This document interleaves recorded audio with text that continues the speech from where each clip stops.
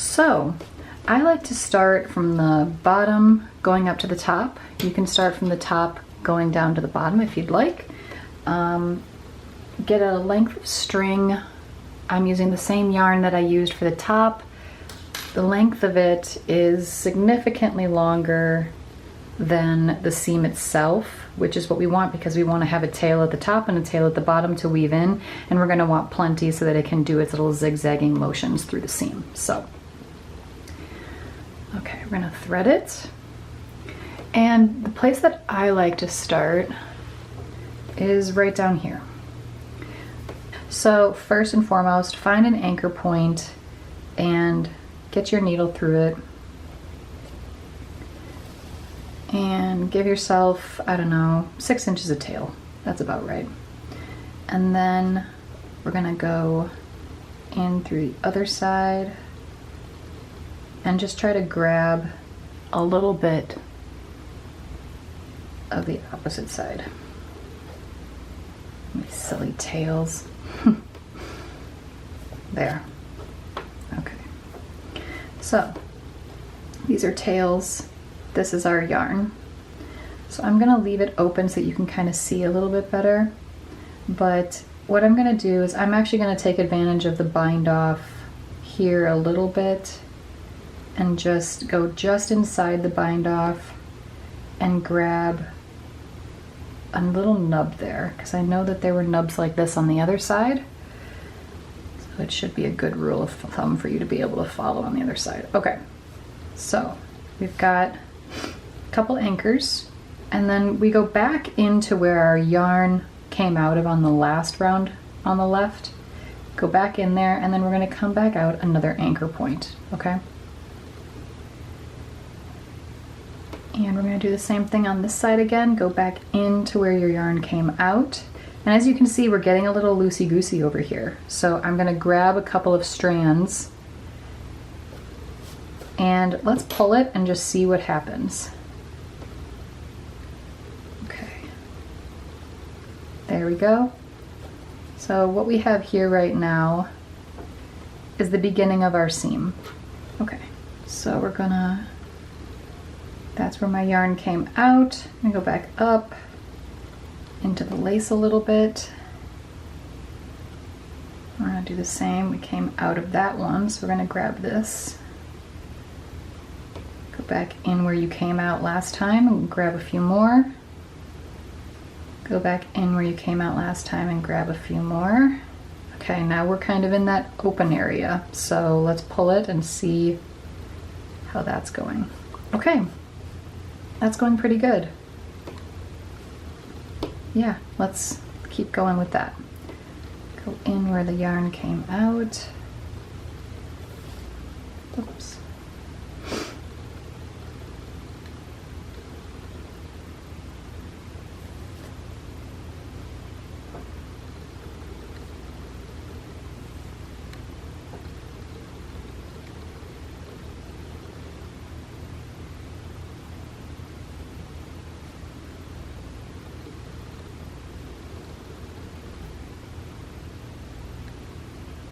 Perhaps you can see for yourself, but I've started to use the bind off edge and I'm inserting my needle actually into the bind off.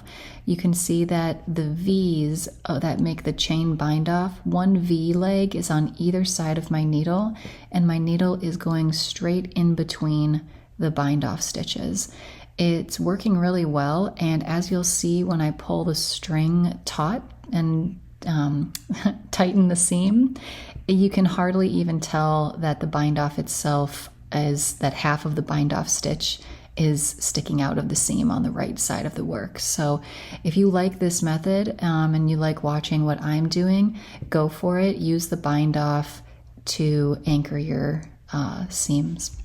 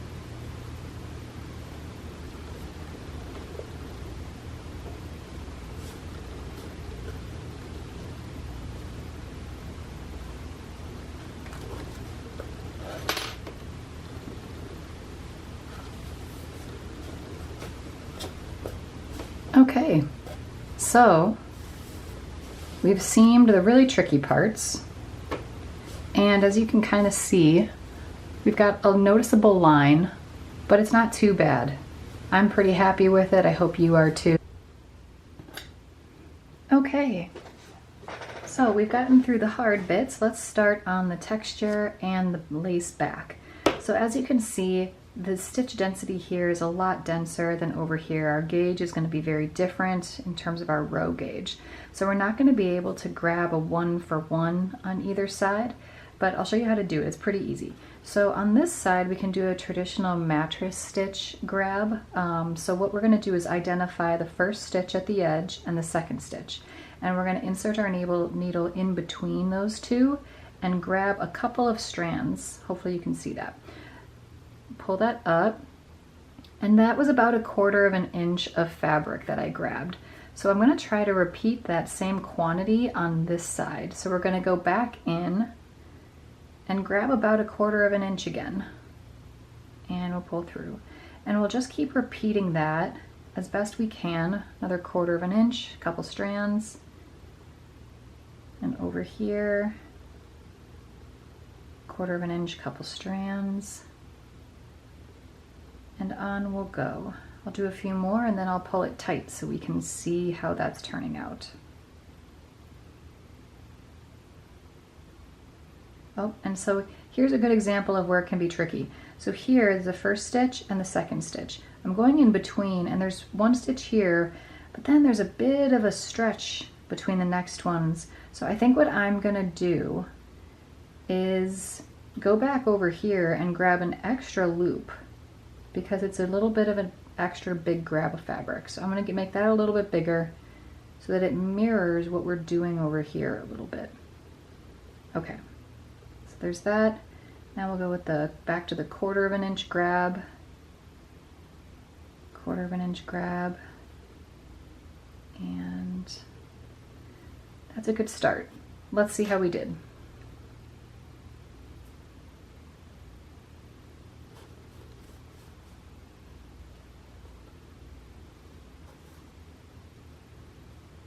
I like to make sure it's nice and tight, and that's pretty good, I would say. Let me put my hand behind there and see if we can, yeah.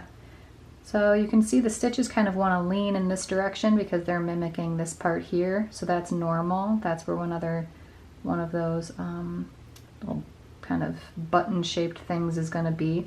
So I'm pretty happy with that. So I'm going to keep going, and I'm going to fast forward and I'll show you the end. Okay, so we're getting along pretty well here, I'd say. I'm really happy with that. It's lining up well. So we're getting close to the top, and this part I'm going to show you how to do the I-cord so that it looks really seamless up here. So just follow along with me while I finish up these last few stitches here. I don't know about you, but I always find it so satisfying to get to this point with the seaming. I don't do a lot of seaming anymore. I think most knits these days are kind of done seamless, which is great. Those are fantastic, but there is something really satisfying about making a good seam and getting that structure. Okay, so as you can see, we're kind of at the top here. All we have left is the I-cord. So what I like to do is kind of identify where we have our V's. So we talk a lot in knitting about our V's. So here, for example, these two legs, that's a V with the point over here and the open part over here.